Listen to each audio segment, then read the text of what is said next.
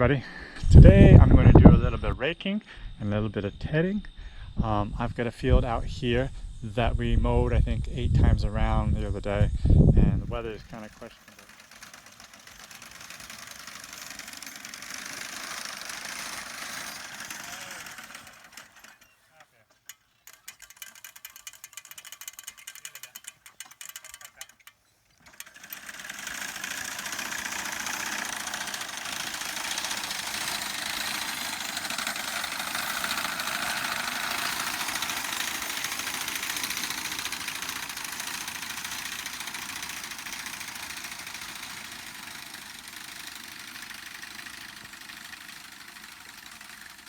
Jim's out this evening cutting the field right next to the house. He took the Belgians to the woods this afternoon and got some logs out, and he decided, even though he didn't really feel like it, that he would mow around this field a few times just so he has some hay down. He thinks the weather's going to be good for it. So good for him. It still is, but I want to show you a few things that I do with the rake and the tedder. And today we have Ken. I'm going to be working single with the motorized cart, but of course with my rake we don't need the motor, so it's just used as a regular cart, and then I can swap over and use it on the tedder. So anyways, I will get to work and try to explain what I'm doing. So here I'm greasing the rake up, and then dummy me, I don't know what happened, but I went to raking and I think I just thought the camera was on. It wasn't on, so the whole time that I raked with Ken, it didn't get filmed. So we'll have to go from here right to the tetting portion of this film. So here I'm hitching up the tedder, and I found out from experience you must have the pin on the bottom of your hitch pin so it doesn't pop out when you're tetting, because that has happened before.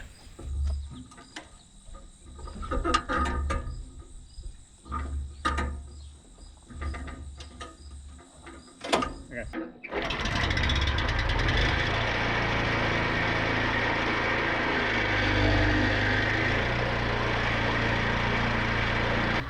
So you're probably wondering why I would hitch onto my rake and rake the field before I've even tedded it. But what I do sometimes in these fields with this tedder, I like to go around the outside windrow one time and roll it in.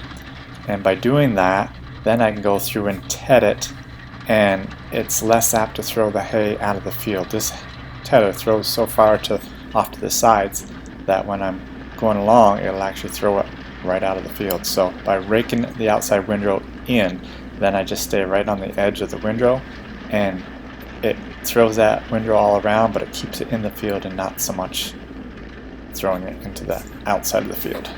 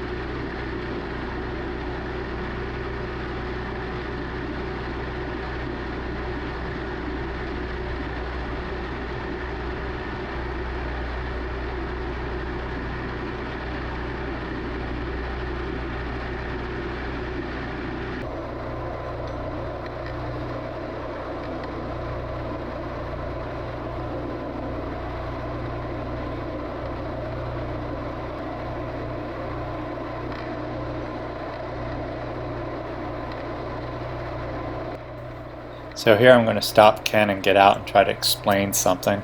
On my mower and most horse-drawn mowers, there is what we call a swath board, and what that does is drags on the end of the cutter bar and actually drags a little bit of the hay back away so that you have a swath board path that the horse can walk in. As you can see, between each of these swaths there's a small path where the horse can walk. Now the last pass I went through has the most obvious place where the swath board is. So this tedder, I attempt to ted 2 different swaths, and I will where the swathboard path is where there's the most amount of hay, and so I try to hit that in both of these passes to make sure that is especially shaken out. I don't know if I'm explaining that clearly, but I hope you know what I mean.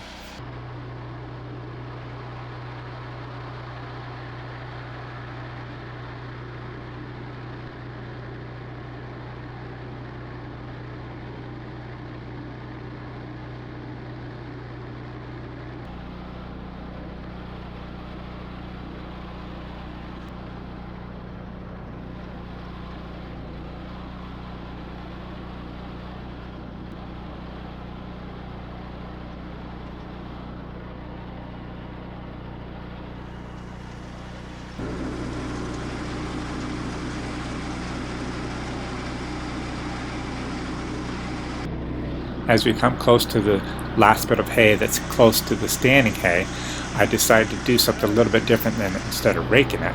I stopped and turned my idle on the motor way down so that it's about as low as it can go, and so the tether will throw it, be less aggressive, and it won't throw it so far, so hopefully it won't throw it up onto the standing hay.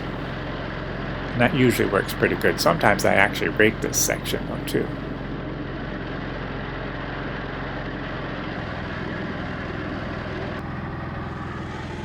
I think the cows are saying, make me up some nice hay for this winter.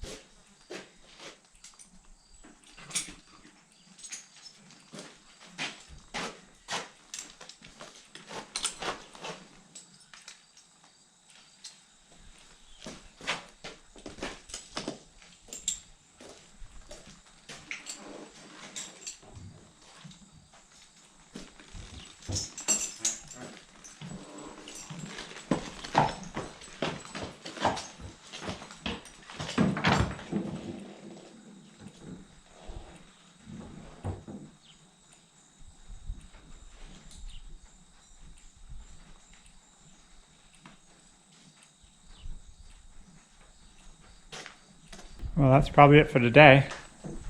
Hopefully we'll get some good weather, but it doesn't sound very good with the forecast. But oh well, it won't be the first stuff I've got rained on, that's for sure.